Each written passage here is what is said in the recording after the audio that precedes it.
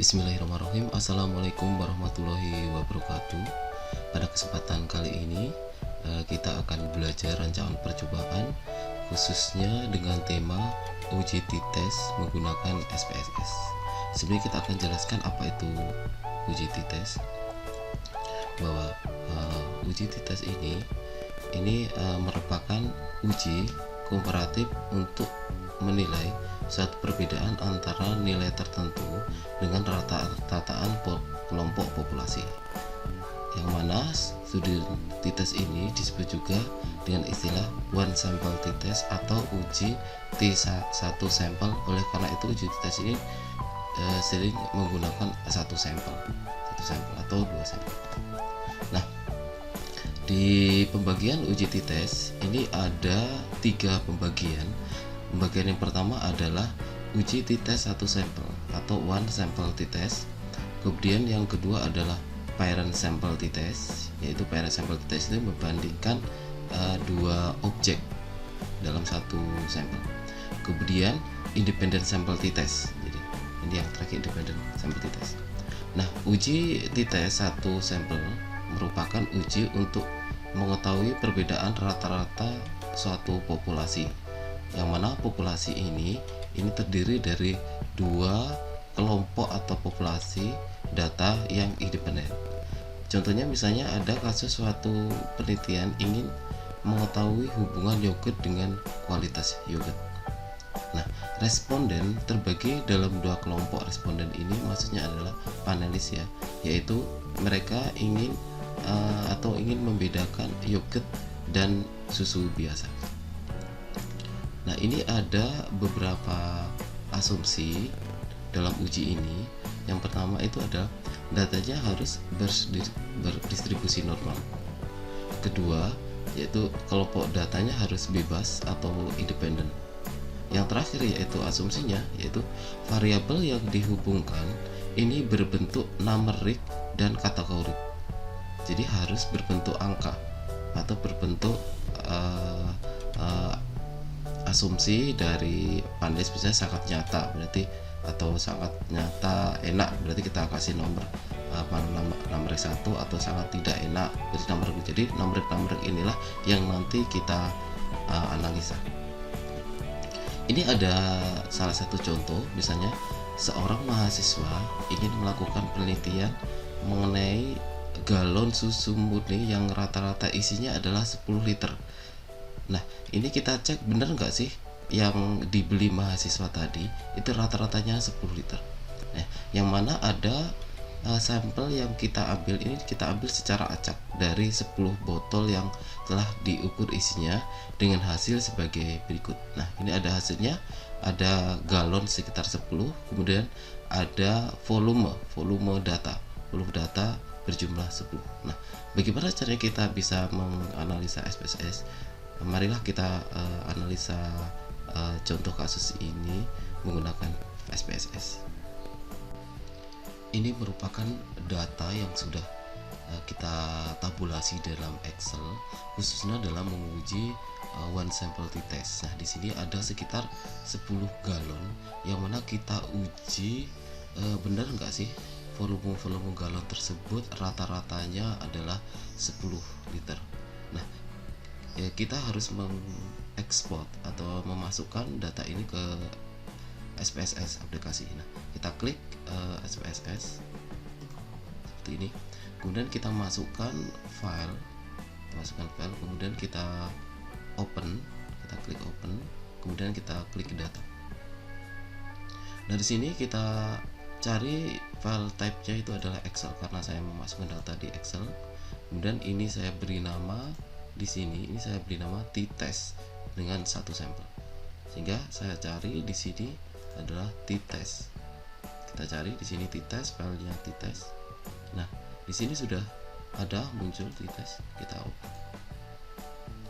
Dari sini nanti akan kelihatan data mana yang harus kita analisa.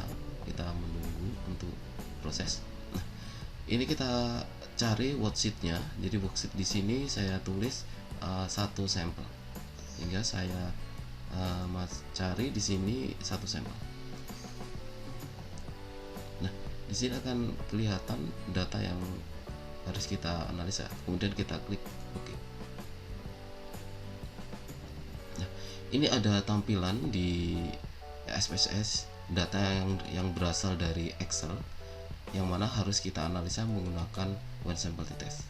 Nah, caranya menganalisanya yaitu dengan cara mengklik analyze, kemudian compare mean, kemudian kita klik one sample t-test. Nah, nanti akan ada tampilan baru seperti ini, yang mana kita harus memasukkannya. Yang kita cari di sini ini adalah volume, sehingga di tes variabel sini kita masukkan volume. Nah, kemudian asumsinya adalah rata-ratanya kalau si botol galon tadi ini atau galon tadi itu rata-rata asumsinya adalah 10 liter, sehingga kita masukkan di sini asumsi 10 liter. Kita masuk 10 liter, kemudian kita klik OK. Nah, di sini ada data yang sudah muncul output dari hasil analisa t-test tadi, yang mana ada dua tabel, yaitu one sample statistik sama one sample test, yang mana ini hasil tes dari yang kita cari, yang nanti kita harus jelaskan, kita jelaskan. Dari hasil ini maka kita harus bisa menjelaskan output data yang sudah kita analisa. Ini saya copy ke Word. Nah, ini sudah saya kemudian kita paste. Di sini sudah saya jelaskan secara terperinci bahwa tabel one sample statistik, jadi ini one sample statistik di atas menunjukkan nilai deskriptif. Jadi ini adalah nilai deskriptif. Jadi di atas ini dengan nilai deskriptif, yaitu n berjumlah 10. N ini maksudnya adalah sampel. Sampelnya berjumlah sekitar 10 galon dengan satuan volume, Nah, rata-ratanya di sini itu adalah 10,06. Jadi rata-rata dari data tersebut itu adalah sekitar 10,06. Rata-rata nilai ini merupakan, jadi nilai ini rata-ratanya adalah 10,06 dengan standar deviasi dan simpangan baku sebesar 0,2459 dan standar errornya sebesar 0,077. Nah, ini cara menjelaskannya. Nah, kemudian kita menjelaskan dari yang intinya dulu, yang one sample t-test. Kita copy dulu, kemudian kita taruh di atasnya sini, di widget, kita paste. Nah, akan saya rapikan, ada buat tabel, misalnya saya tulis 12 atau 10 misalnya. Nah, di sini bisa kita lihat bahwa berdasarkan output tabel one sample t-test ini diketahui signifikasi yang ini atau dua tilde ini adalah sebesar 0,46. Nah, 0,46 ini sudah pernah saya jelaskan di sini bahwa jika sig-nya kurang dari 0,05 berarti ada pengaruh yang nyata. Sedangkan jika sig-nya kurang dari 0,01 maka ada pengaruh yang sangat nyata. Kalau sig-nya lebih besar dari 0,05 maka tidak ada pengaruh yang nyata. Nah, ternyata di sini nilainya itu adalah 0,46, yang mana ini kurang dari 0,05, sehingga definisi ini adalah maka dapat disimpulkan bahwa pengambilan sampel di atas ini adalah volume. Jadi volume susu ini tidak sama dengan 10 liter. Jadi tidak sama dengan 10 liter.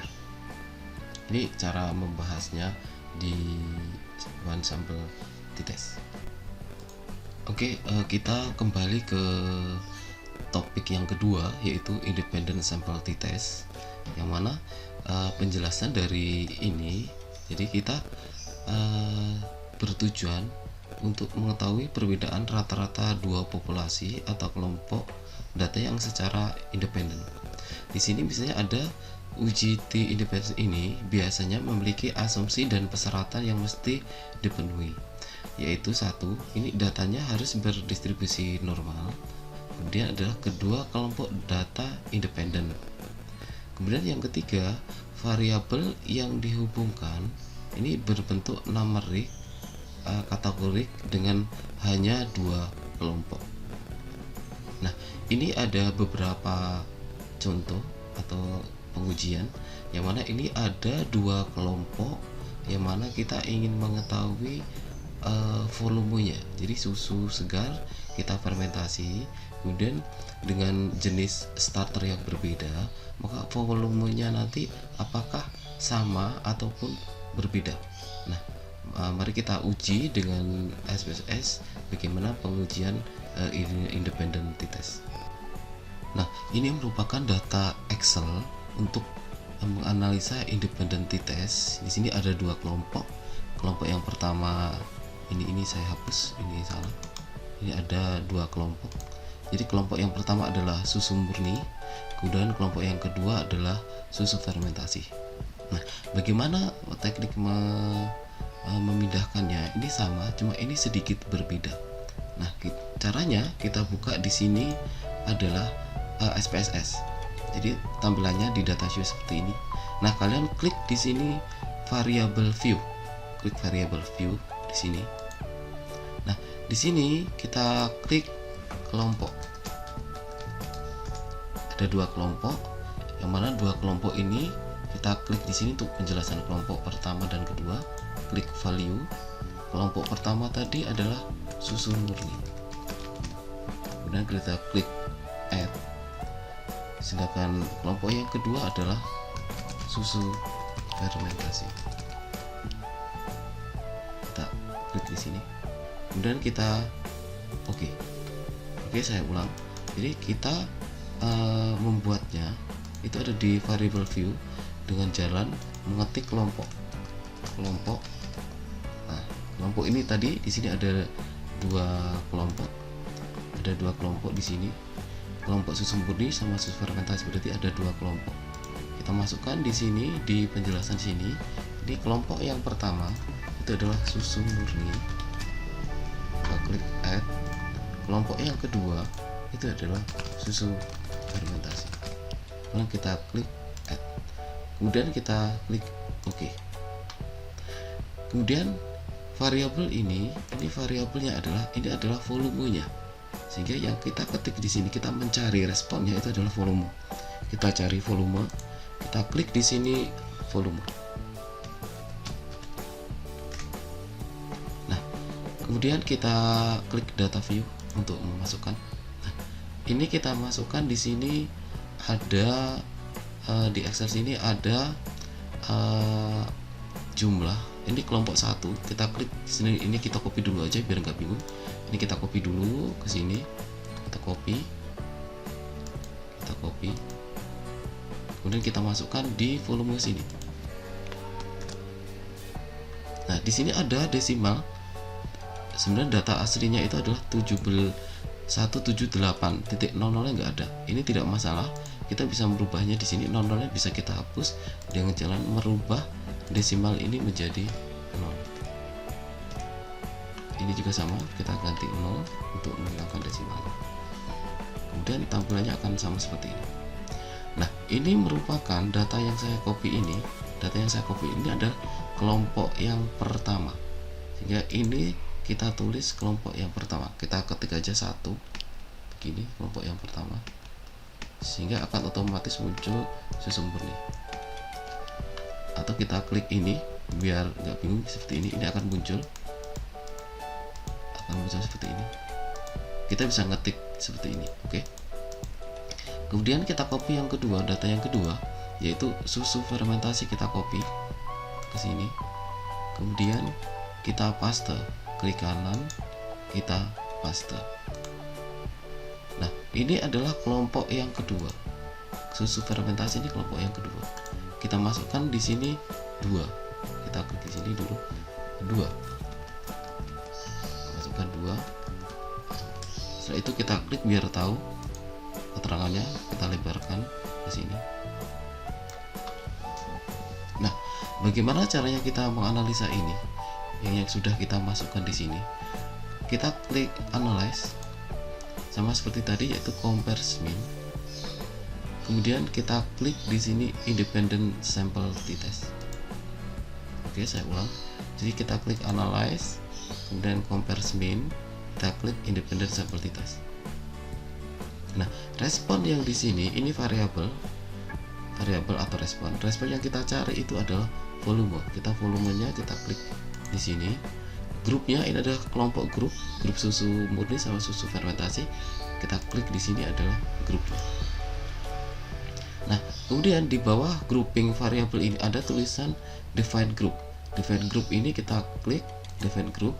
Kemudian kita masukkan ini adalah kelompok 1, kemudian kelompok 2. Gitu aja sama. Maksudnya di sini apa? Grup 1 itu adalah 1, ini adalah susu murni. Grup 2 ini adalah susu fermentasi. Itu. Oke. Kita continue. Saya ulang dari awal bahwa klik analyze, compare mean, independent sample t-test. Kemudian variabelnya kita klik di sini, responnya, volume kita simpan di test variabel, kelompoknya kita buat grouping variabel. Kemudian di sini ada 2 kelompok, kita masukkan define groupnya sini. Kelompok pertama itu adalah susu murni, atau kita klik 1. Kelompok kedua itu adalah susu fermentasi, kita klik 2. Kemudian kita klik OK. Nah, dari sini kita sudah selesai, berhenti bekerja. Kemudian kita klik OK. Nah, ini hasil yang tadi. Nah, penjelasannya ini sama seperti yang uji yang sebelumnya. Ini penjelasannya sama. Nah, bagaimana dengan menjelaskan yang ini? Nah, ini yang harus kita jelaskan. Hasil ini kita copy, klik kanan kita copy, kemudian kita masukkan di Word, kita paste, kemudian kita copy yang bagian bawah independen sini, ini kita copy ke sini. Nah, ini cara menjelaskan. Bagaimana caranya menjelaskan? Oke, saya rapikan terlebih dahulu.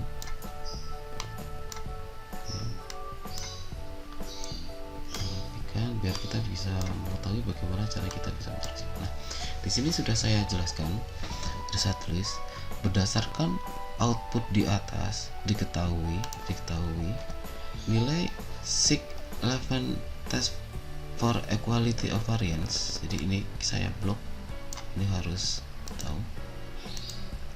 Ini maksudnya adalah nilai yang ini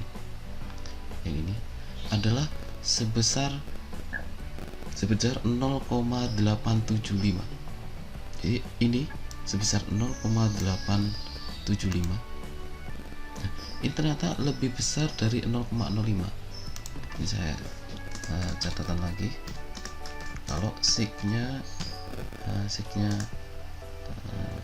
kurang dari 0,05, ini adalah nyata. Kalau signya kurang dari 0,01, sangat nyata. Kalau signya lebih besar dari 0,05, ini adalah tidak nyata. Nah, di sini bisa kita lihat bahwa 0,875 ini adalah masuk di bagian ini, tidak nyata, sehingga dijelaskan bahwa maka data kelompok tadi, data kelompok susu murni dan susu fermentasi adalah secara implisit ini homogen, datanya adalah sama. Kita implisitkan bahwa datanya sama. Karena apa? Karena nilainya 0,875 ini lebih besar dari 0,05, sehingga datanya adalah homogen. Kemudian pada bagian equal variance asumsi, kita klik saya blok biar enak dilihat. Nah, di sini diketahui nilai sig total yang ini,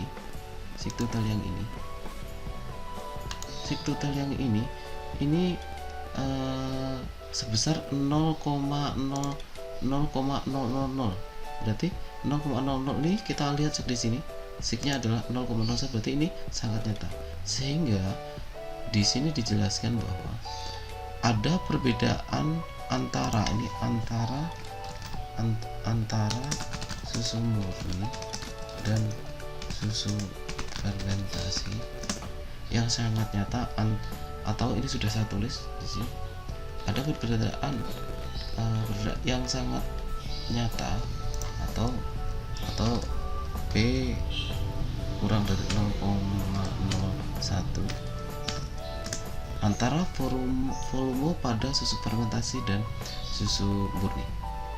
Atau ini kurang dari, atau ini bisa sig, diganti sig, ini bisa, atau ini B kurang dari 0,01. Ini bisa ditulis dua-duanya, monggo. Nah, kemudian penjelasan terkait mean difference. Jadi ini ada penjelasan mean difference. Nah, kalau menjelaskan mean difference ini, nilai mean difference di sini ada mean 21,625. Nah, nilai ini didapatkan dari mana? Nilai ini didapatkan dari pengurangan 174,00 dikurangi dengan 195,63, didapatkan hasil ini. Yang artinya apa? Bahwa nilai ini menunjukkan selisih rata-rata volume susu murni dan susu fermentasi. 174 dikurangi 195,63 sebesar minus 21,625. Dan selisih ini dapat kita cek antara min 29,196 dengan min 14,054. Jadi ini selisih atas dan selisih bawah. Oke, begitu cara menjelaskan interpretasinya. Kita selanjutnya akan ke topik selanjutnya.